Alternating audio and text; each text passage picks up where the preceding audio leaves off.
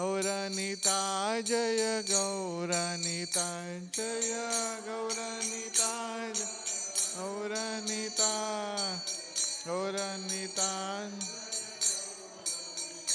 Jaya Prabhupada Jaya Prabhupada Jaya Prabhupada Srila Prabhupada Jaya Prabhupada Jaya Prabhupada Jaya Prabhupada Srila Prabhupada. Maharaj.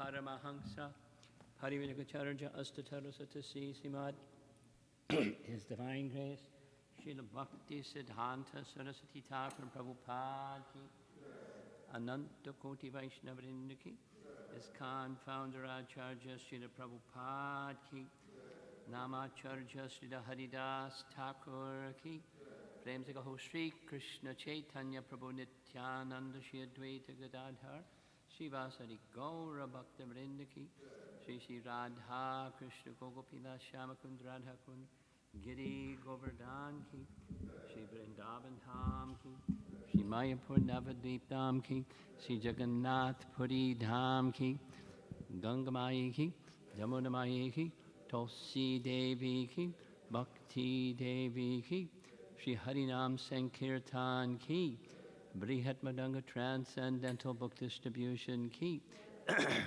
Shri Shri Radha Shama Sundara Ki Shri Shri Radha Madhava Ki Shriman Mahaprabhu Ki Nitai Gaura Premanandi. All glories to the assembled devotees.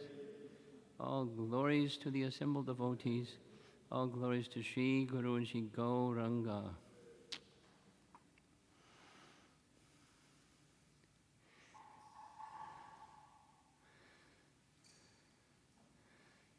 It looks like we're not going to have the verse on the screen this morning, so you can find the verse on your phone. 4751. 4751. Jaya Radha Madhava Kunjabi Adi Radha Madhava Kunjabi Jaya Radha Madhava Kunjabi Adi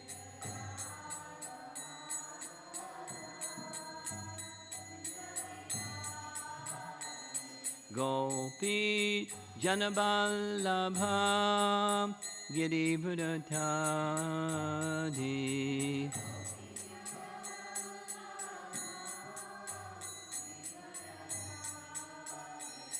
Gopi Janaballabha Girivratadi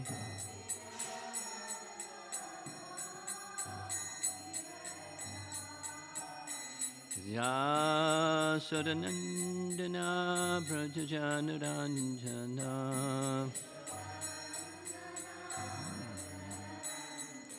Jasodanandana Brajajanuranjana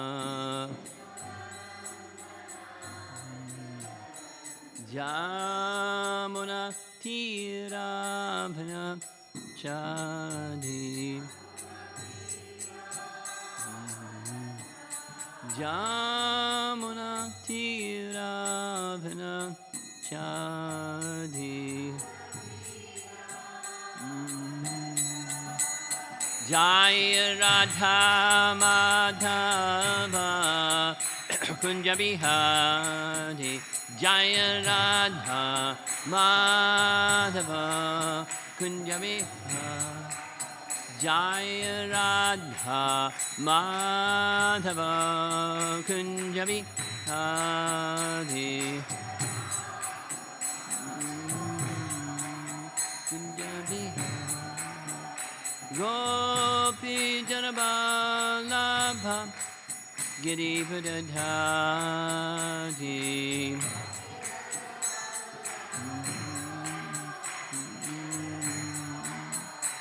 Gopi Janabalabha Girivadadhari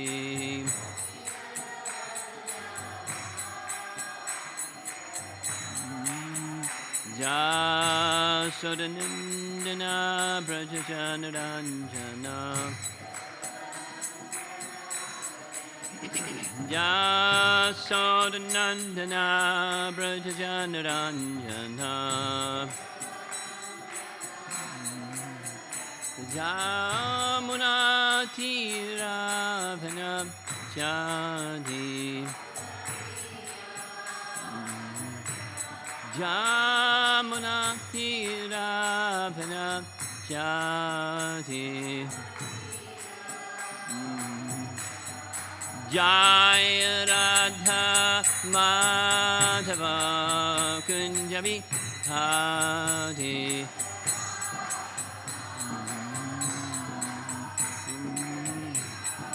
Jaya Radha Madhava Kunjabi Hadi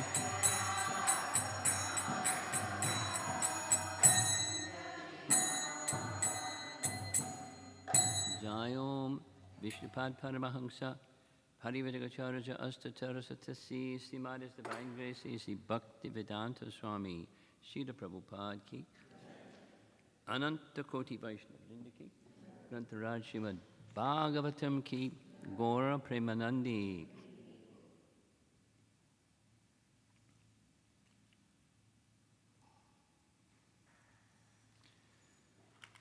Om Namo Bhagavate Vasudevaya Om Namo Bhagavate Vasudevaya Om Namo Bhagavate Vasudevaya Narayanam Namaskritya Naram Shaiva Narottamam Devim Swaraswatim Vyasam Tatho Jayam Udirayat Canto 4, Chapter 7, Text 51 Atmamayam Samavishya Soham Gunamayim Dvija Srijan Rakshan Haran Vishvam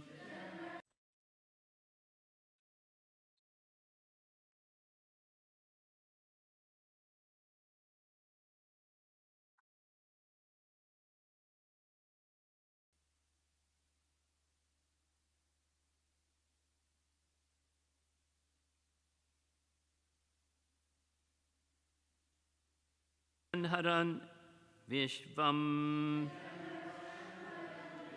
Dadre Sangyam Kriyochitam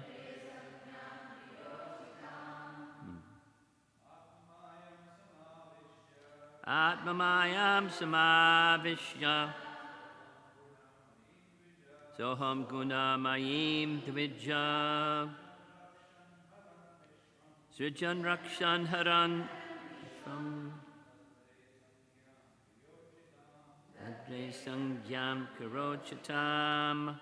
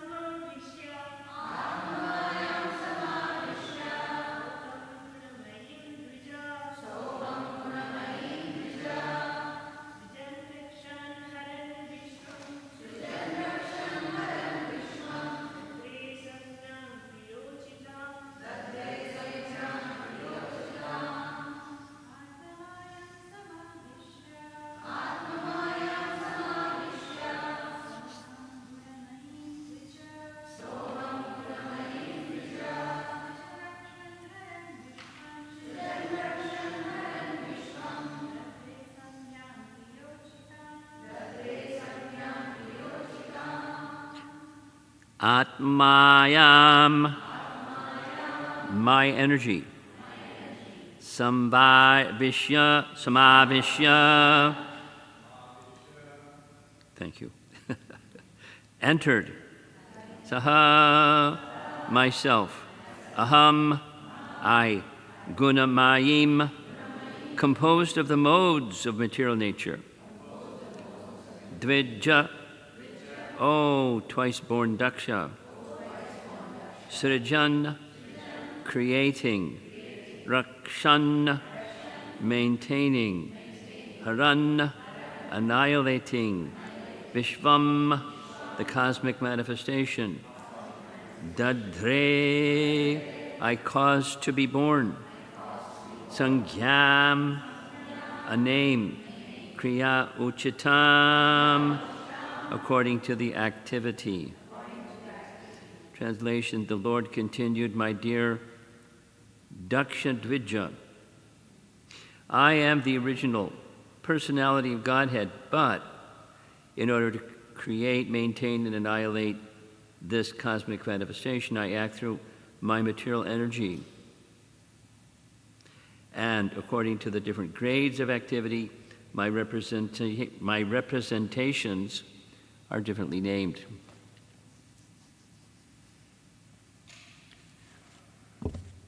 Daksha's getting a nice education. As explained in Bhagavad Gita 7.5, Jiva Bhutam Mahabaho, the whole world is energy released from the Supreme Source, the personality of Godhead, who, it is further stated in Bhagavad Gita, acts in superior energies and inferior energies. The superior energy is the living entity, who is a part and parcel of the Supreme Lord. As parts and parcels, the living entities are not different from the Supreme Lord, semicolon. The energy emanated from him is not different from him. But in the actual activity of this material world, the living entity is under the different qualities of material energy and in different forms. There are 8,400,000 life forms. The same living entity acts under the influence of the different qualities of material nature. The entities have different bodies, but originally, in the beginning of creation, Lord Vishnu is alone. For the purpose of creation, Brahma is manifested, and for annihilation, there is Lord Shiva. As far as the spiritual, this is an interesting sentence, as far as the spiritual entrance into the material world is concerned, all beings are part and parcel of the Supreme Lord, but under the covering of different material qualities, they have different names.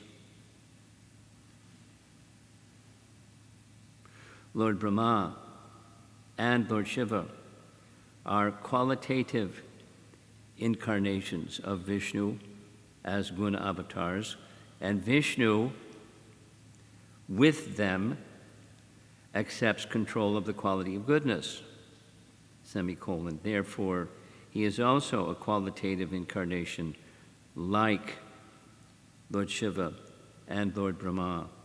Actually, the different names exist for different directions. Otherwise, the origin is one only.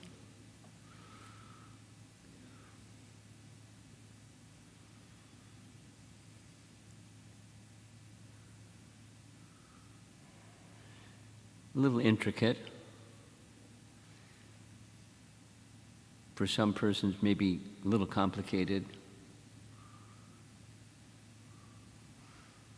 But how do you get, otherwise, without some explanation like this, how do you get diversity and unity at the same time.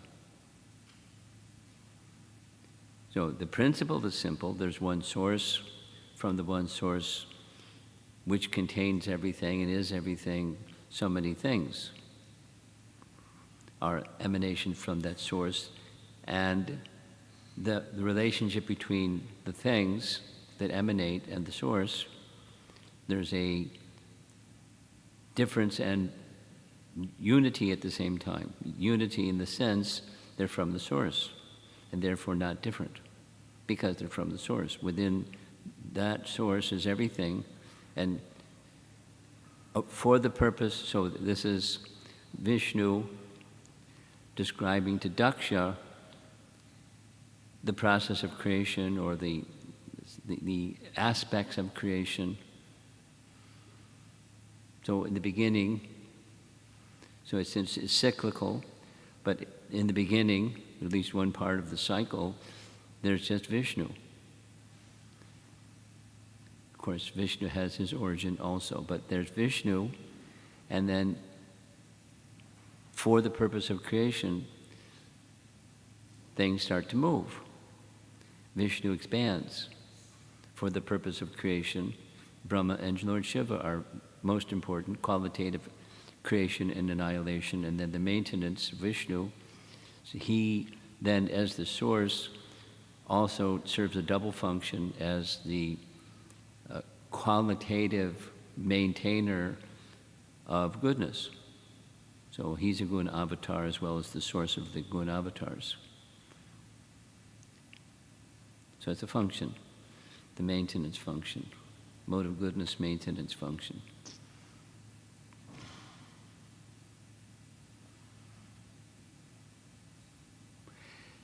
This little lesson is to help the offender, Prajapati Daksha, or Dvija Daksha, to not feel what he's feeling towards Lord Shiva, because you're feeling this way towards Lord Shiva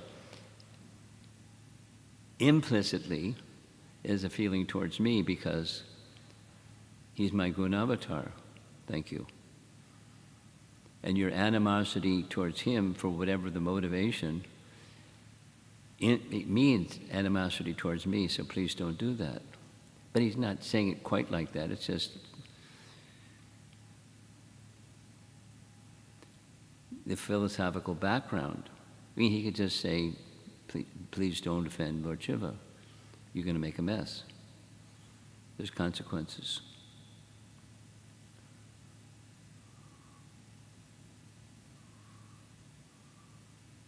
But the philosophical background is purposeful. And although he's Daksha Dvija, he doesn't get it. He's twice born, but he's not, and he's very proud of his twice born status, etc., etc., etc. But in part because of that pride and the degree of pride, he can't understand the position of Lord Shiva in relation to Vishnu, although Vishnu is explaining it. He can't understand it. He has a problem. And, you know, in a gentle way, in a transcendental way, Lord Vishnu is helping him to get over his problem.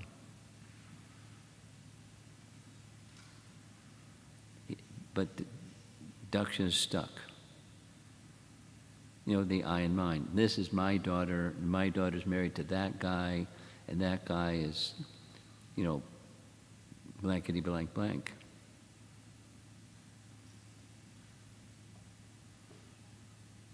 So his offense to Lord Shiva, it's an attempt, you know, a gentle and transcendental attempt to correct his offensiveness.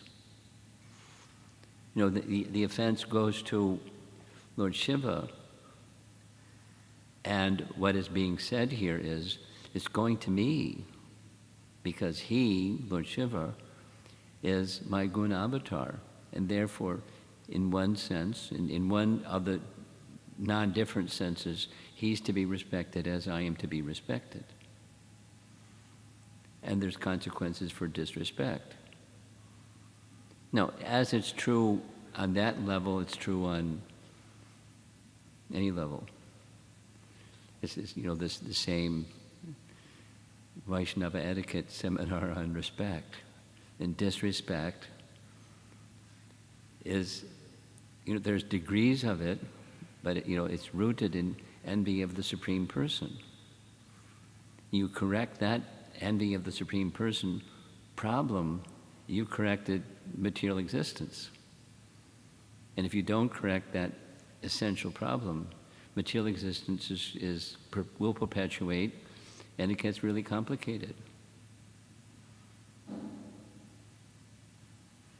And then, the features of duality, happiness and distress, pleasure and pain, guna and karma, and, bondage and material existence, and it goes on indefinitely.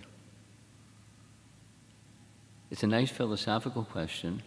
Is there some point in time that it doesn't go on indefinitely? Not necessarily. Krishna indicates forever. I cast them into demoniac species. Is there an end to forever? No.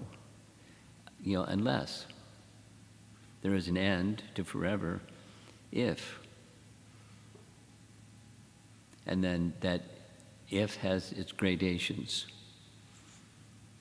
The ultimate if is the association of one carrying bhakti and one becomes a nice bhakta and embraces what bhakti means. And that is Krishna is to be pleased, and there's the solution. And otherwise the problem goes on indefinitely. How many lifetimes does it take?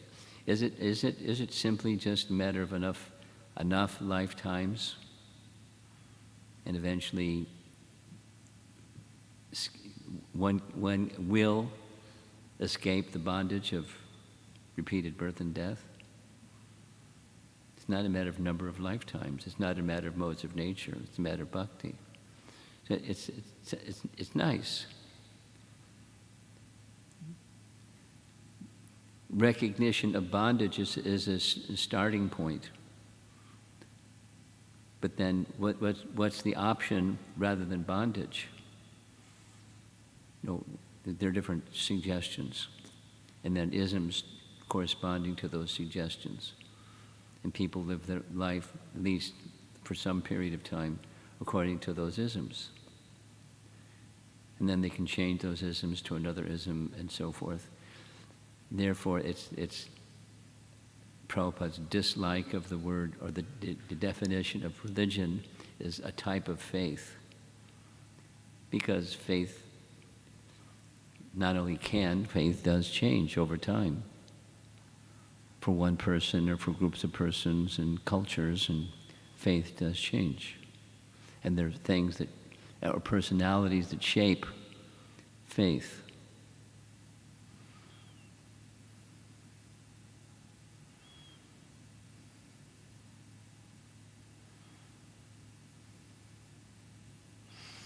And during Kali Yuga, there's a lot of options. And the proliferation of options doesn't diminish, it increases. Bahushaka. What's a poor fellow to do? It's a confusing time and place, and it doesn't get better for quite a long time, for another 427,000 years worth of increasing of chaos and confusion, with all the features that go along with what happens as Kali Yuga progresses. Less compassion, shorter duration of life, shorter memory, shorter everything. Good character.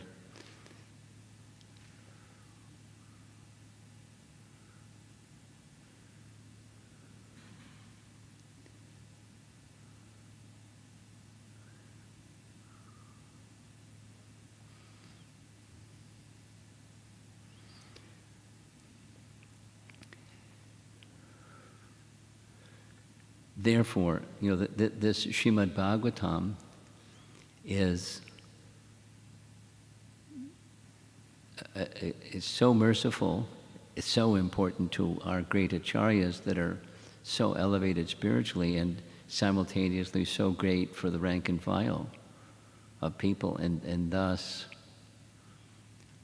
the importance of Srimad Bhagavatam, the importance of distribution of Srimad Bhagavatam, a propagation of the message of Srimad Bhagavatam, and because it's specifically for the sage, to make the highest truth accessible to ordinary fellows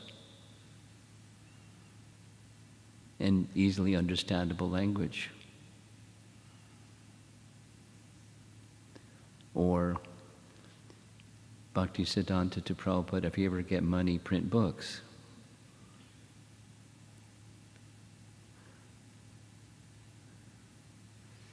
And it's true, that he lived forever in his books. Very much like just some appreciation, the commentaries of predecessor acharyas means they're giving their association to future generations. I'll say it again. Time is vast between us and this predecessor acharya and another predecessor acharya. How can we associate with those persons? Because, we're not during their time. What are you going to do? They gave writings. And as mentioned yesterday, those writings were preserved.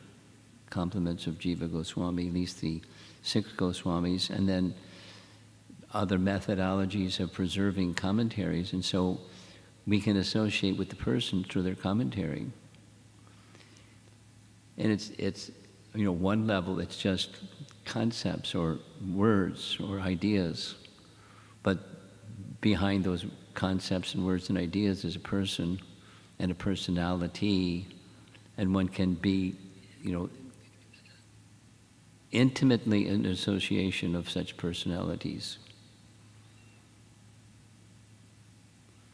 through the medium of same as what Vyasadeva did under the order of Narada, making the commentary of Vedanta Sutra accessible in this age, thus Srimad Bhagavatam.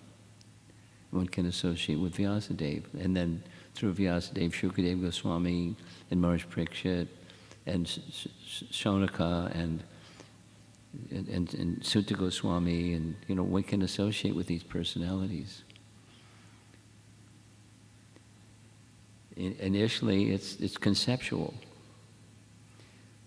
but beyond the conceptual, everything rests upon persons. So there's association with these personalities. Realize it or not, the effect is like that. And then ideally, we can recognize the personality within the writings, within the pages, within the sound vibration. Exactly like persons in this and future generations can associate with Srila Prabhupada, or here associate with Vishnu, who is explaining himself and his position, his affection, his insistence, gentle insistence that Dakshi gives up this envious mentality. And the pride, so these two, pride and envy, they're brother and sister. They have the same mother. False ego. She's a busy lady.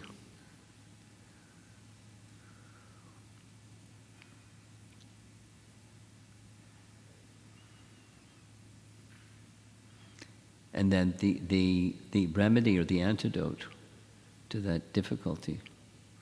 So Let's go to a couple points in the purport, and then we'll end. So, Jiva Bhutam Mahabaho. The whole world is energy released from the Supreme Source, who, it is further stated in Bhagavad Gita, acts in superior energies and inferior energies. So he's the source, and he has different energies.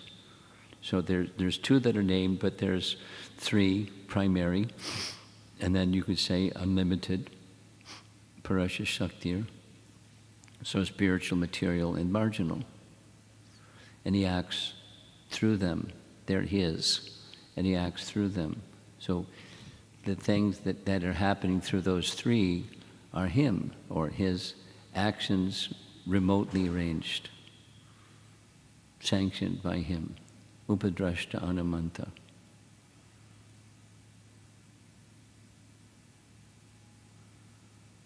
No, so here, the superior energy is the living entity. He's a marginal energy, but, in the same category as the superior energy, qualitatively. Let's go to the sentence that I highlighted.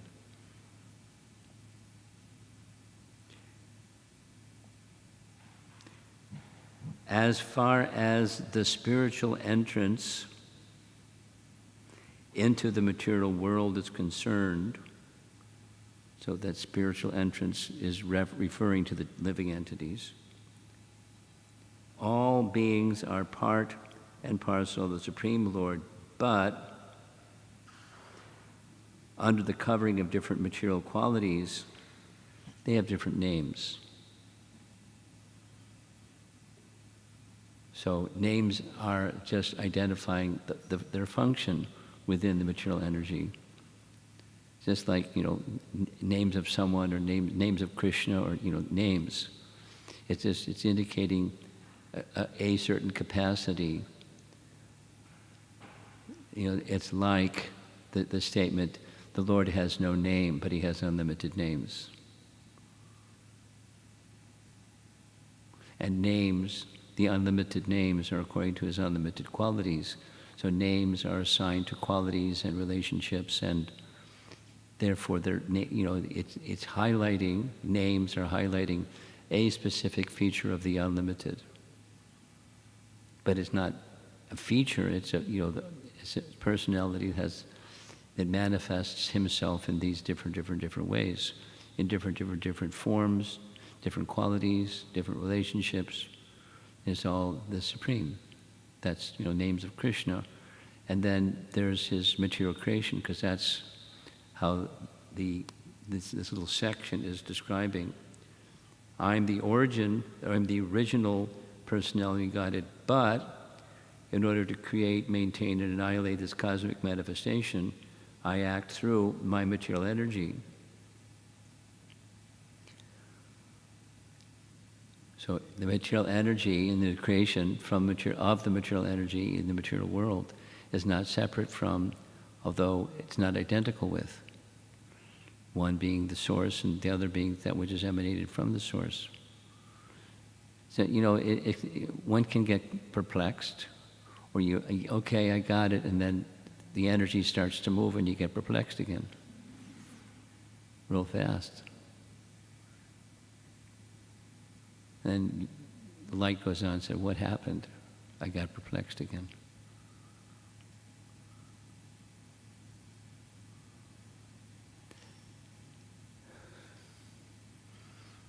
I'll end with this. The message, ultimate message of the Srimad Bhagavatam is Swayam Bhagavan Krishna. He is the original source of everything. And then everything is his. Isavashamidam sarvam. Everything is his. And then to get out of that perplexity and complexity, it's quite simple. Krishna consciousness. And then Krishna consciousness has its different features. That's very nice. So, but the different features are resting upon a principle that have different threads or different manifestations, but all threads lead to the source. And therefore,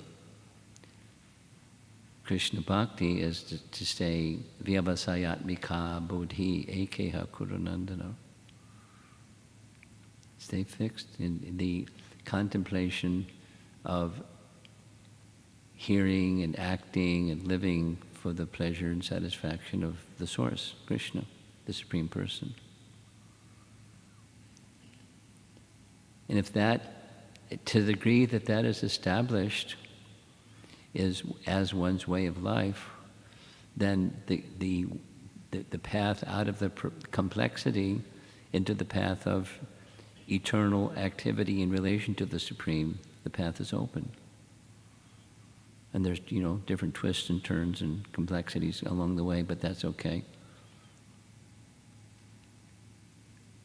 It's part of the excitement, adventure. What's next?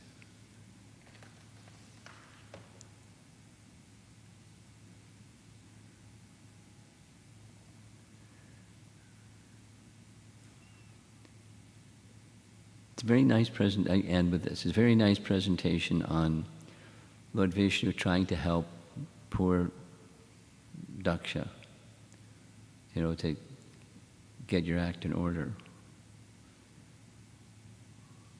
And don't offend Lord Shiva, please. And here's why. You're offending me by offending him. So please, don't offend him. Let's see if there's some discussion. Check it out. There's a speaker right here.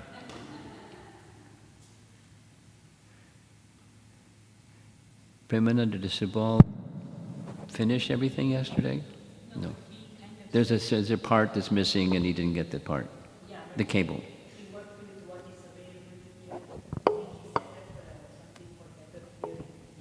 Okay, let's see how it works. Let's try. Yeah.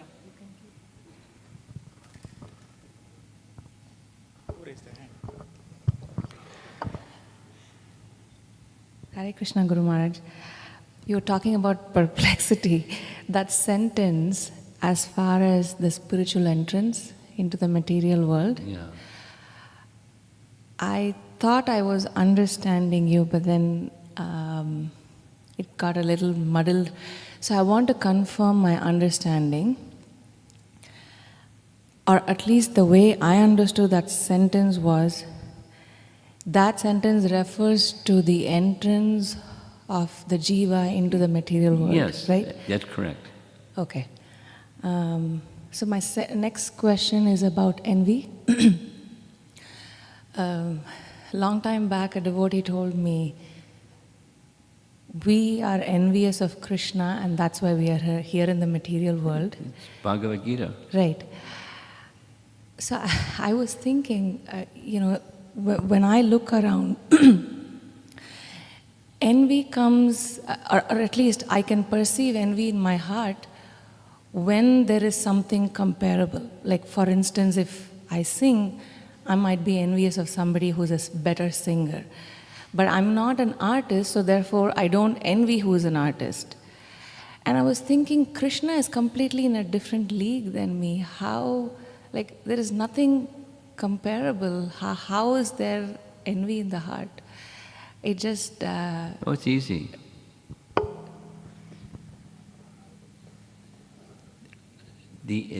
I want to enjoy. There's a problem. Someone else is the enjoyer.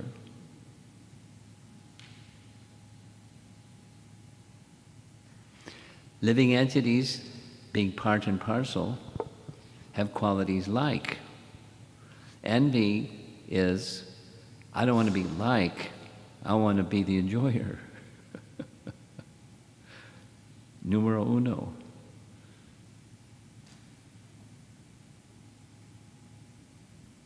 That's where it arises from. That's the envy.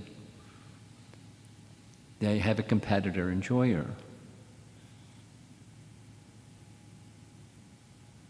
I mean, consider, it may help, may not, consider, mega demons. They're numero uno. Where are you getting your power from, Prahlad? The same place you are, Dad. Vishnu.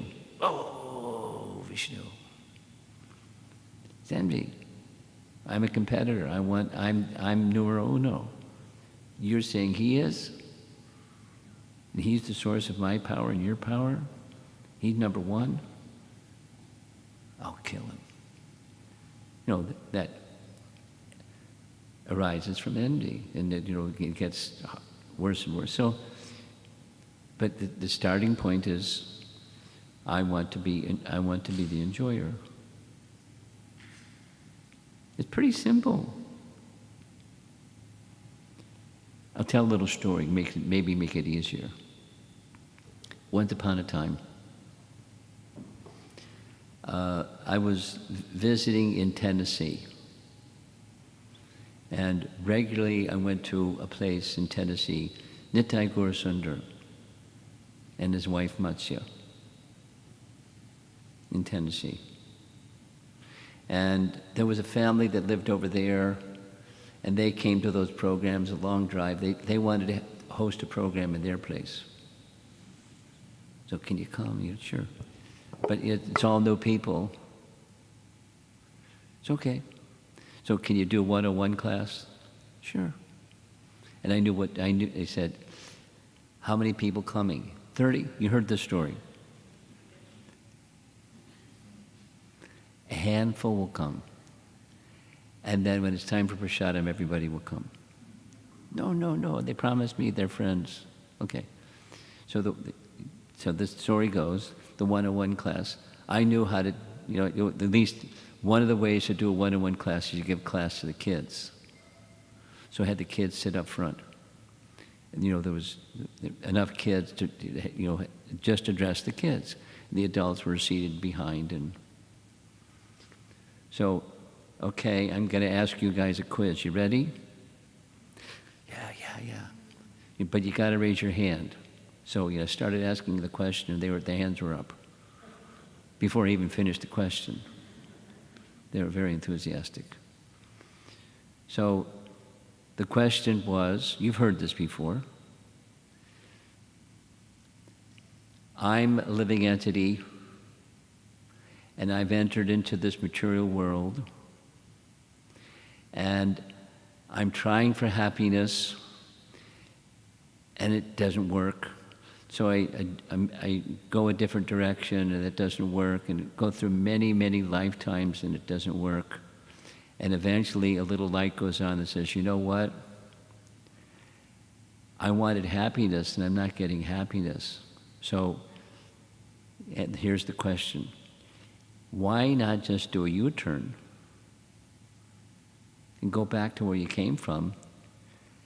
And you won't have that struggle of, I'm not in the position of happiness.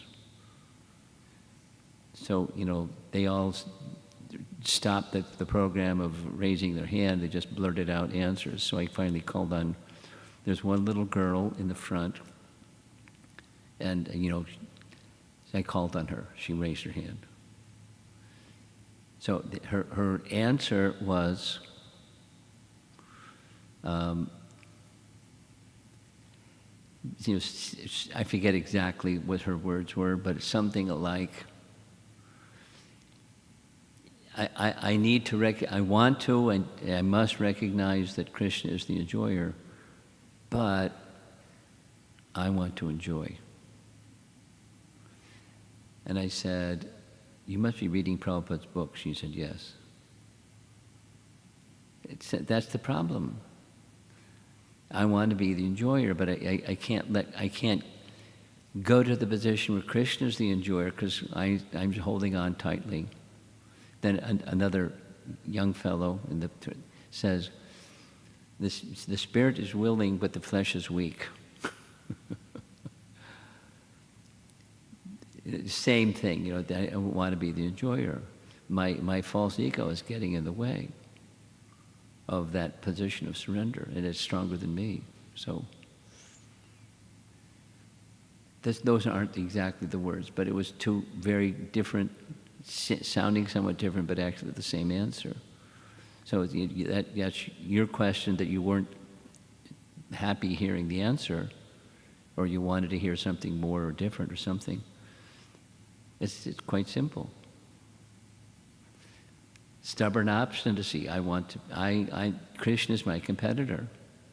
I want to be the enjoyer, and there's somebody else in that enjoyment seat. So I had to depose him. It's demoniac mentality. It's nasty, and it doesn't have to be Hiranyakashipu. It can just be somebody, you and me and the rest of us here. Dvesha. All living entities take birth in the material world because of that problem. Envy. I want to be the enjoyer, and there's somebody else that's already in that position. So he's my competitor in the modes of nature. And it goes on, cyclical, annihilation, and then resting, and then again creation, and living entities come out in three modes of nature and do their thing. But it's the same, versions, varieties, differences of the same thing. I want to enjoy. I want to enjoy.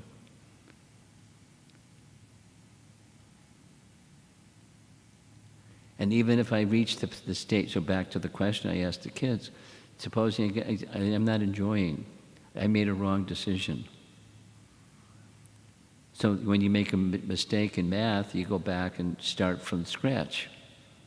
You don't continue with the math calculation. You go back to the very beginning and correct from the error from the very beginning. So I'm not the enjoyer. So if I'm not the enjoyer, enjoyment is desirable. What to do? Krishna is the enjoyer. That's, it's quite simple. I'm over-answering your simple question.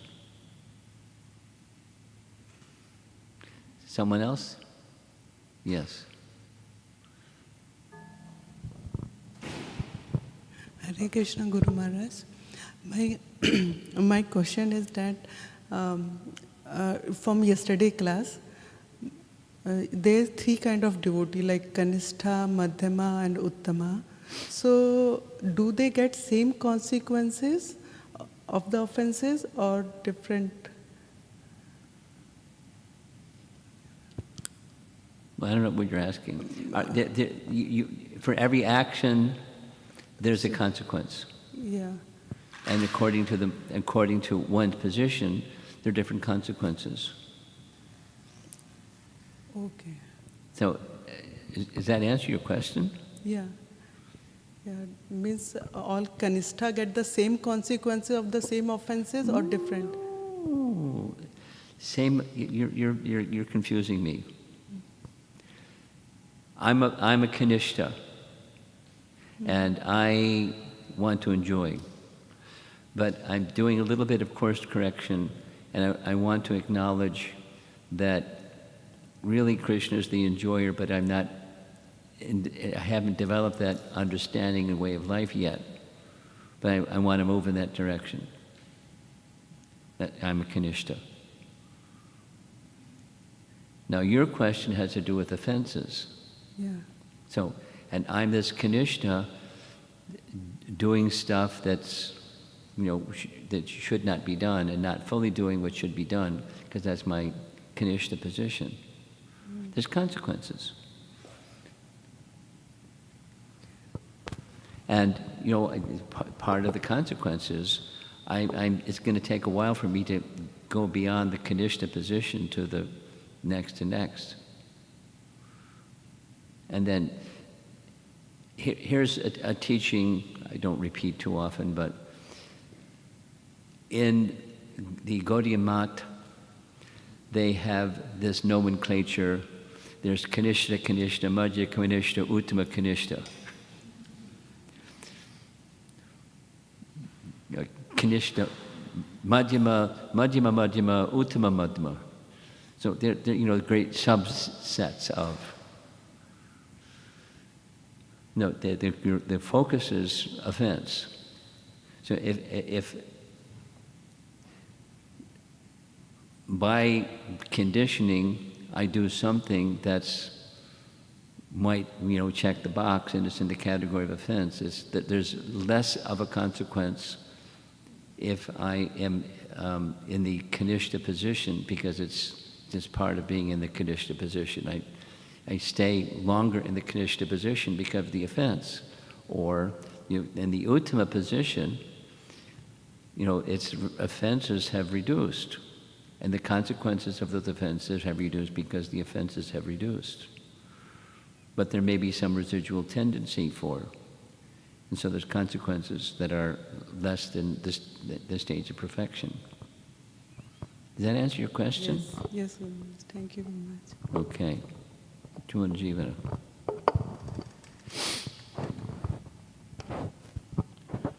A comment and a question, Maharaj. The question is, I was thinking about Dhruva's situation and how he was being instructed by Narada to give up his anger. And he couldn't. He was honest and he said, I can't do it. And then later, the same anger, or not the same, but anger was exhibited when he was fighting the yakshas. And Swayambhuva Manu came and said, give up your anger. And then in this case, Daksha is being encouraged, give up your envy by the Supreme Lord. And my question is, what are the juggler factors that make someone, give someone the ability to give that debilitating, energy up? Well, you know the answer. Super Soul is sanctions our experience. Upadrashya anumanta. So the ability to receive, the Super Soul can send a representative to give you the same message, and you can hear it or not hear it. And the ability to hear some instruction has to do with, the whole process of bhakti and having faith in the instruction and in the instructor and moving in that direction. So bhakti has the power, and then to overcome some malady or some discrepancy or something that needs to be corrected, bhakti has the power. Now there's other systems than bhakti, and then there's the yoga ladder or gradations, but they're none of them are permanent, and they're all fallible, both. So bhakti is therefore the one that we highlight, at least, as the principal force that can enable one. By bhakti, one can be enabled to leave behind and take up, leave behind the material and take up the unmixed spiritual. And it's a gradual progression, just like my response to her question. So we're in school, we're students, and we're hearing from our teachers, from the Bhagavatam teachers, etc. And it's gradual.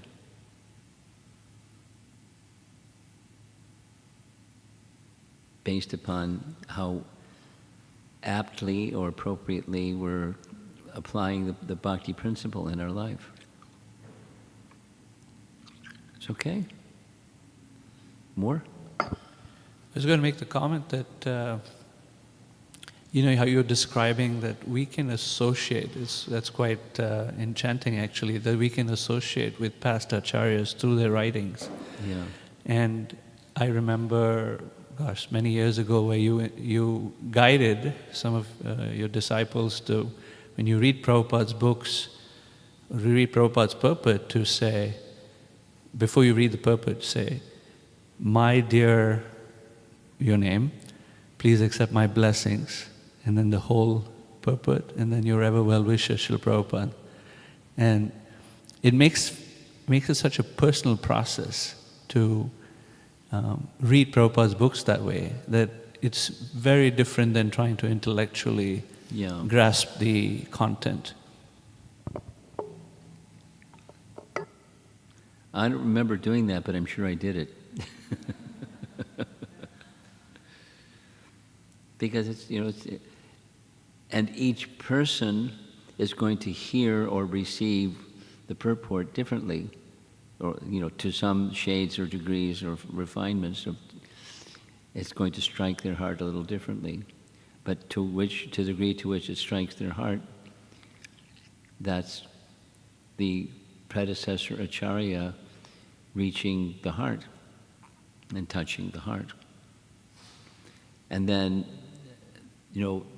some years later, some time later, you come back and it may very well touch your heart in a different way. The same message, because embedded within that message is many features. Okay. Yes? Sri Radhika?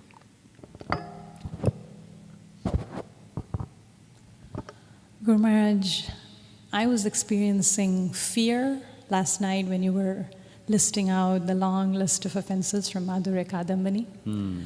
And this morning, the life of Daksha gives a very vivid and grave example of the consequences of some of these offenses that you were speaking about last night. And you also spoke last night about Gopakumar having some fear of being ungrateful to his spiritual master. And that apprehension. Yes. So there are many religions that are based on using fear as a motivator. But my understanding is that our path is one of intrinsically finding love as a motivation. Yes. And so I'm thinking that intelligence is this ability to co-hold both fear and love for Krishna. Nice. I'm just wondering if you would please share some. Oh, that's nice. You did a nice job.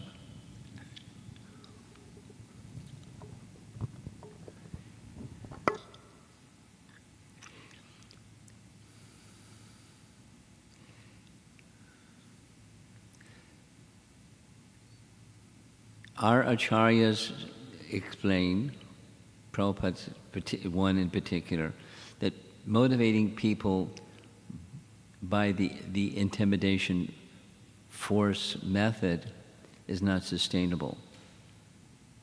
Persons can be controlled, or their behavior can be modified for some period of time based upon the fear principle, but it's not sustainable. And so, the teaching or preaching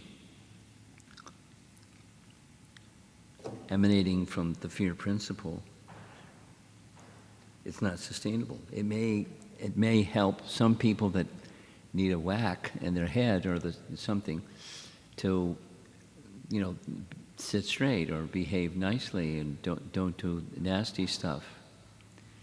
But the modes of nature continue to act, and that the correction over a period of time will be, again, that's the elasticity of the modes of nature, that again that behavior and that tendency reappear.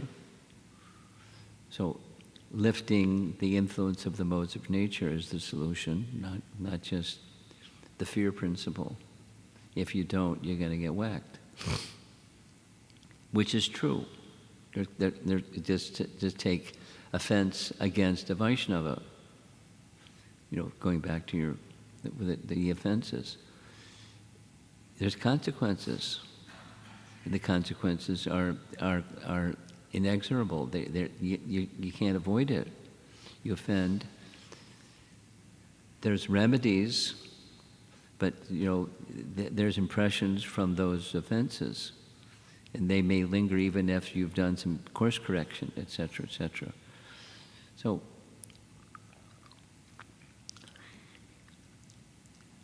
the somehow or other principle that we've come into the material world somehow or other, and rarely, almost never, did Prabhupada detail what's that somehow or other. Could you spread it out a little bit, please? It's icha dvesha samutena dvandva mohina bharata.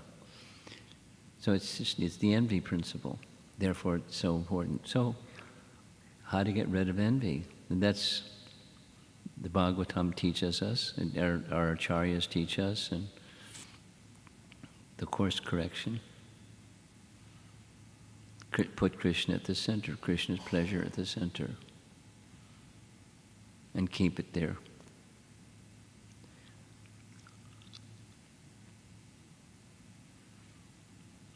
As opposed to the fear principle.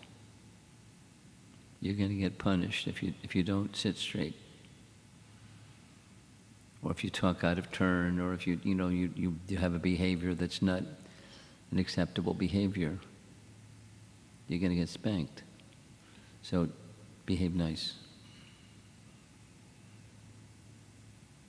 It's not sustainable. It's not really what nice is either. So as you stated, the love principle, and it's a natural one, and then to enter into that realm of love, it's a cultivation. I think I'm going to end. Srila Prabhupada ki jai.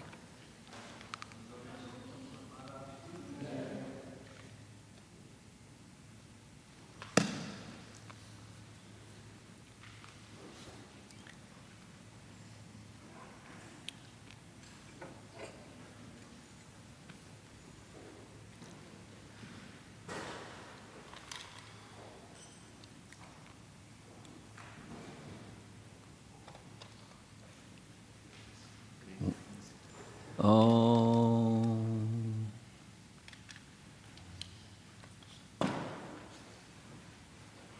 Do you know what's going on? I'm going to take this.